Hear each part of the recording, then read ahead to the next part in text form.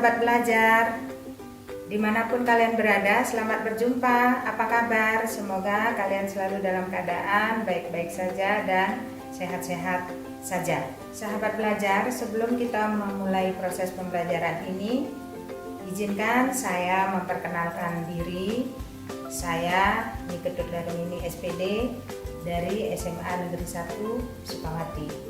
Kali ini kita akan mempelajari materi tentang yang tentunya tidak asing lagi bagi kita semua, yaitu tentang reproduksi. Sebelum memulai proses pembelajaran, mari kita simak video berikut.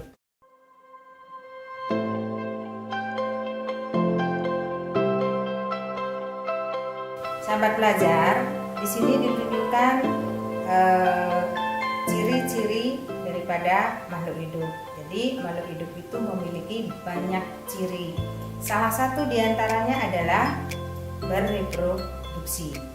Sahabat belajar yang hebat, mari kita ingat kembali pengertian dari reproduksi itu apa, tujuan dari reproduksi itu apa, dan bagaimana kalau makhluk hidup itu tidak bereproduksi. Baik, sebelum proses pembelajaran ini lanjut, saya akan menyampaikan tujuan dari pembelajaran ini. 1. Mengidentifikasi organ-organ penyusun sistem reproduksi pada laki-laki. Kedua, sahabat belajar diharapkan dapat menjelaskan fungsi masing-masing organ reproduksi penyusun sistem reproduksi pada laki-laki. Nah, sahabat pelajar yang hebat, untuk tujuan pembelajaran tersebut, saya ingin menunjukkan sebuah video. Silakan disimak video ini dengan baik. Nah, dalam video ini ada realita kehidupan dalam sehari-hari. Ada sebuah keluarga, ada laki-laki sebagai ayah, ada perempuan sebagai seorang ibu dan anak-anak mereka. Sudah tentunya keluarga ini terbentuk dari hasil reproduksi. Kita tahu bahwa manusia bereproduksi secara seksual. Dalam proses reproduksi tersebut melibatkan dua individu yang berbeda jenis. Pada proses pembelajaran kali ini sudah tentunya kita tidak akan mempelajari proses reproduksi pada semua makhluk hidup. Tetapi pada proses pembelajaran kali ini kita hanya fokus pada proses atau sistem reproduksi pada laki-laki. Sahabat belajar yang hebat, silakan disimak gambar berikut. Pada gambar ini menunjukkan organ-organ penyusun sistem reproduksi pada laki-laki. Sekarang kita akan mempelajari tentang fungsi dari masing-masing organ penyusun sistem reproduksi pada laki-laki. Organ reproduksi pada laki-laki yang pertama yang disebut dengan testis itu berfungsi sebagai tempat pembentukan sperma atau yang dikenal dengan istilah spermatogenesis, dan juga dia menghasilkan hormon testosteron. Hormon testosteron ini berfungsi untuk menumbuhkan kelamin sekunder pada laki-laki. Kemudian yang kedua, skrotum. Skrotum itu membungkus testis. Fungsinya dia melindungi testis dan sebagai penjaga stabilitas suhu daripada sperma. Kemudian epididymis. Epididymis adalah saluran sperma yang pertama, yang fungsinya dia sebagai tempat penyimpan sperma, dan di sini di epididymis ini sperma akan mengalami pematangan, terutama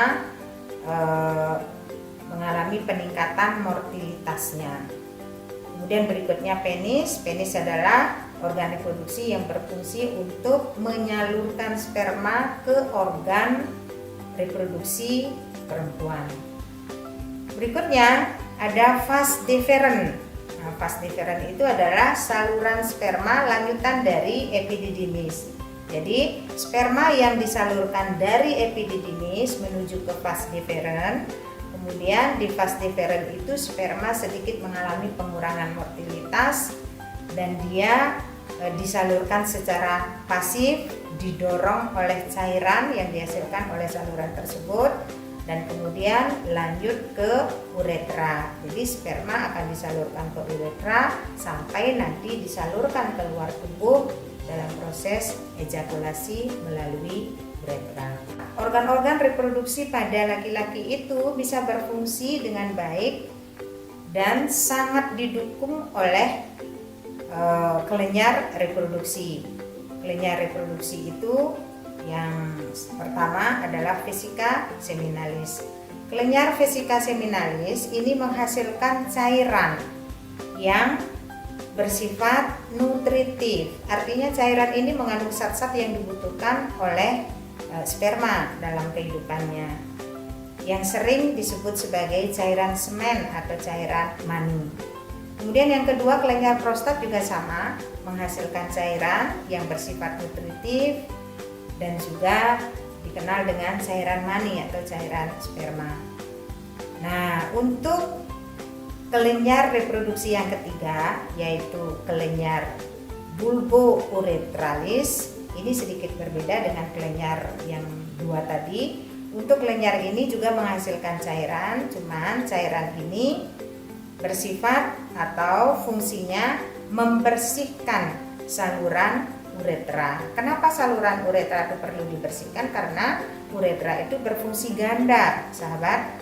Berfungsi ganda, satu, dia berfungsi sebagai tempat saluran urin. Kedua, dia berfungsi sebagai tempat penyaluran sperma. Sehingga sebelum sperma itu disalurkan ke uretra, terlebih dahulu harus disalurkan cairan masi yang dihasilkan oleh kelenjar bulbouretralis ini, sehingga saluran itu menjadi bersih, layak untuk dilalui oleh sperma. Kemudian fungsi cairan yang kedua itu juga sebagai pelicin.